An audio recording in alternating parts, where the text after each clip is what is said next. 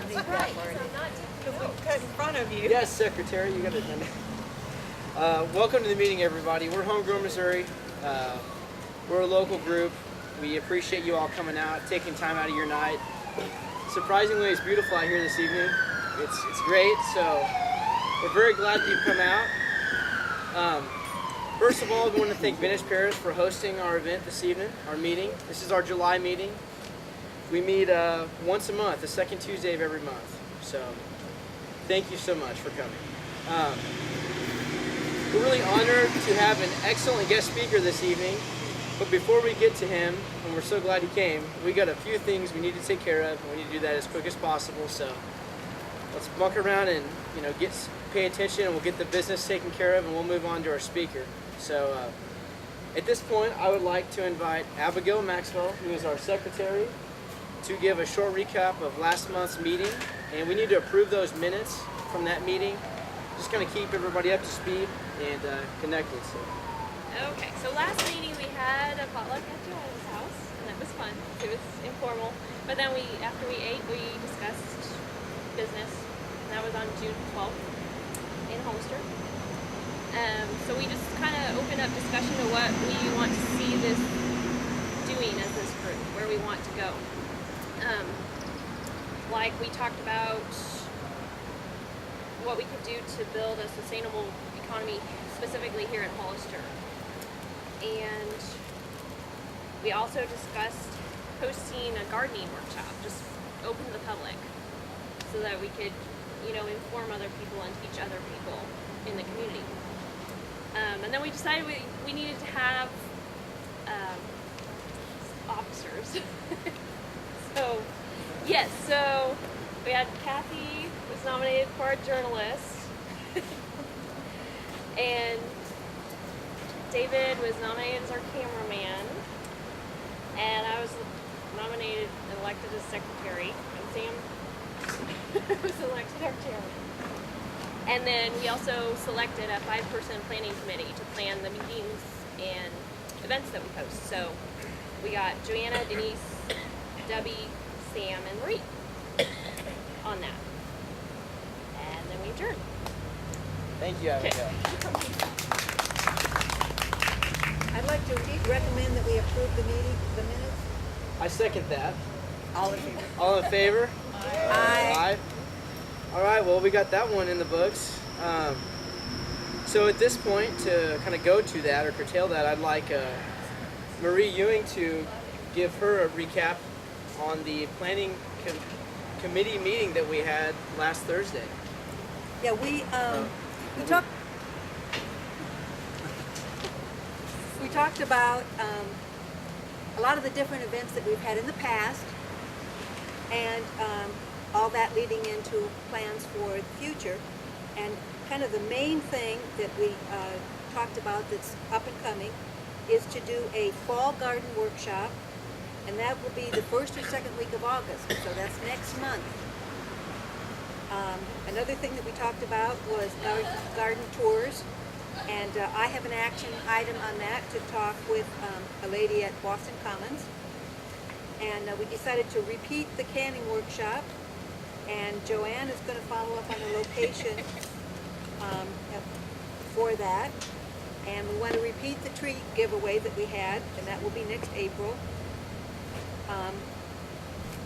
Joanne would still like to get Willie Nelson here within a year, so we'll see how that goes. We discussed sprouting for a good winter time event, and possibly kombucha tea. Oh, Kombucha? I know who brought that up. Kombucha. Yeah, Okay. kombucha tea. Kombucha. Sorry, not real good on that one. Is a possibility, and also wild edible plants is a possibility. And we talked about having a going green and a current event awareness segment in just the regular meetings when time permits. So, one of the other things that we talked about was we recommend that we elect a treasurer so that we can have money to do these different events, or at least keep track of it. We also talked about having a YouTube video channel And David will go ahead and take care of that. But before he can do that, we discussed having a new mission statement that will better define what we are. And Sam and Kathy are going to be working on that. And then once that occurs, that will be the first video. And we also talked about another video, which will be taking a video of the seedlings from this year's Arbor Day event, and then also some of Joanne's trees, which are from past Arbor Day events. So anybody who's got any suggestions on videos can talk to David or Sam. And that's all I have. Thank you. Thank you, Marie. So that's what we're doing. Basically, the next event is we're going to have a fall garden workshop. We're going to, I think that's something that's overlooked in the area, is planting a fall garden. I've actually never done one myself, so we'll see how that goes. Anyways, I think we do have enough time. I don't want to keep our speaker waiting, but I would like to open the nomination for a treasurer. We do need to have a treasurer. We need to keep account of any kind of money that we do receive, so we can do bigger events and be more effective. Yes, Denise. All right, I second Marie's nomination. I think you have to do that, but anyone else that have a nomination for treasurer? Don't even look at me, Steve. Mike. No, I second. Okay, second. Okay, well, so all in favor of Marie as our treasurer, aye. Aye. Okay. All right, so we have a treasurer, so that's going to be good. At this point, I'm going to turn it over to our speaker, and after that, we can totally adjourn the meeting, or we can have discussion, but whatever is good for y'all. Anyways, I would like to introduce our speaker, Doug Knopp. Doug Knopp, yeah. He's the executive chef at Chateau on the Lake, and thank you so much for coming. Thank you. I want to thank everyone for coming. Whenever I get an opportunity to stand on a soapbox and preach a little bit about sustainable and about local farming, I'll take that opportunity. Again, my name is Doug Knopp. I'm the executive chef at the Chateau. My background is I'm from Canada, which you'll occasionally hear me say A. A little bit of A. How about that, A? Hey, yo, hoser, A. The whole band, eh? So I started, I've been in the culinary field for 30 years. I've been with Four Seasons Hotels for 14 years, 15 years, and then I opened the Chateau here back in 97. I was here for 2 years, left for 10 years, and I came back for the last 4 years. So we've been traveling around and seeing a lot of the country. It's been really amazing. Some of the stuff that I've seen grow in the last 30 years. What really opened my eyes, I never really considered what affects sustainable farming, what affects GMOs, what affects Tyson, what was happening to our food industry. Until I was here when I first came to the property here in '97. I was invited to go to Tyson in Arkansas to a workshop. But actually I was invited to go. They invited me to go to Las Vegas for a gambling junket, and I thought, wow, great, a free trip to Vegas. But first, we had to stop in Arkansas, and I had to listen to like a timeshare organization, I had to listen to their spiel. And I thought, okay, I can do that. I can go there. And I went to Arkansas, and it was all about it was a workshop for their farmers, for the agricultural people, the chemical people, and their theme was bigger, better, faster. How can we get to turn our chickens? If you have 50,000 birds and you're turning them over every 3 months, if we can turn them over 10 days earlier, the profit margin will grow by leaps and bounds and leaps and bounds. And there's no restrictions on what you can feed the bird, what chemicals, what you can give the birds, what steroids you can give the birds to make them grow bigger, better, faster. So I sat through this whole lesson and listened. Okay, that's fine. And then I went to the junket. Everything was fine. I came back, and then I was asked to go to a elementary school workshop, a teacher-parent day. Talk to the kids about your careers, what you're going to do.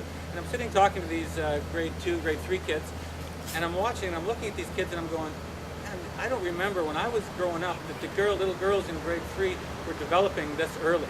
The little boys were very plump, and all of a sudden the light came on, and I thought to myself, bigger, better, faster. If Tyson is pumping hundreds and hundreds of different types of steroids into their birds to make their breasts go bigger, better, faster, what's it doing to us? We're ingesting all this, but it's got to be doing something.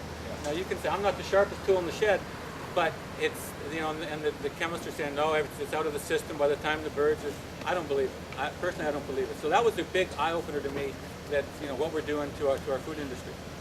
And so I started looking into sustainable farming. And I was in Virginia. I had the privilege to meet and work with Joel Soliton from Polyface Farms. And Polyface is the guru of people travel all over the world to see how he grows, how he runs his ranch, his farm. And he has a very simple philosophy. He lets nature, he puts a template of nature over the farm and lets nature do its business. And Joel is an amazing man. He looks like Jed Clampett. He's got the straw and the hat and the overalls, and he walks out. But when he opens his mouth, he's a professor. He's just religious about what he does. He's passionate about what he does. He's a philosopher. He knows exactly how to grow and how to make nature take hold. So I had the privilege of working. What I did was, I was in Charlottesville, Virginia, at the University of Virginia. His farm was in the Shenandoah Valley, which was 30 miles away. So we had the privilege of being able to take my cooks out to the farm, and we would work once every 3 or 4 months. I would take 3 or 4 cooks at a time, and we would just go work on his farm. And whatever it took, whatever he was doing that day, we jumped in and we did that. So my cooks got to see, this is what sustainable is. This is how chickens are actually, this is how a pig should live. This is how a chicken should survive. And it was really amazing to see how he took the best of both worlds. He had solar-powered electric fences, and he would use them. He would take 100 chickens at a time, and they would be in little 10-foot by 10-foot cages. Every day, the farmers would move. He would move the cages one step forward. So the chickens got grubs, they got worms, they're carnivores as well too. They don't just eat grain. Chickens shouldn't just eat grain. They eat grass. And then they're grasshoppers. They're carnivores. They eat meat as well.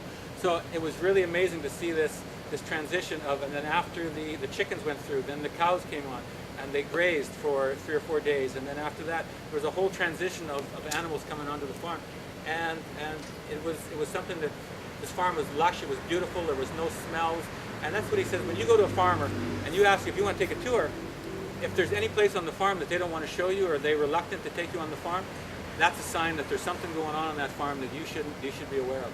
And it was really amazing. Like all the animals, it was just fresh smelling. There was no rotten smells. Everything was wonderful and lush. And he had rabbits. He had rabbits over top of the chickens because the rabbit droppings provide the perfect amount of pH for the red wiggler worms to grow. That the red wigglers, the chickens devoured them, and they became these beautiful red big birds. And it was quite an amazing transition to see his farm grow. What we're doing now is, everyone know what a GMO is? Yeah, everyone knows what GMOs are? Yeah. It was amazing that originally I believe that the first idea of GMOs and genetically altering the seeds was a good idea for the reasons that they came across, for drug tolerance, for being able to take the genetics from a plant that is drought tolerant and putting it into corn and making things that are good. That it was a great idea. It was a great idea. And then the government got a hold of it, and then the corporate, they started cha-ching, cha-ching, dollar signs, and it all came down to patents. And as you all know, that you cannot patent nature. No one can patent nature except Monsanto. They can, because they have government backing. So they were able to patent the corn seeds, the soya, and their all the techniques that go involved with that. And what happened was, I had some experience with a farmer out in Virginia, who he was a seed hoarder. He hoarded all his seed. He had nothing to do with the GMOs. He refused to use them. His neighbor had genetically altered Monsanto corn or soya. What happened was the wind blew the seed onto his property, and in the dark of night they had investigators on his property taking samples, and they took him to court. And because it's patented, and he didn't buy the seed, they took him to court and they sued him for everything. And he fought it, and he lost the farm. He lost everything. He lost everything that he could into his farm. And it was a friend of mine, from a gentleman I met in Virginia. And Sorry, what was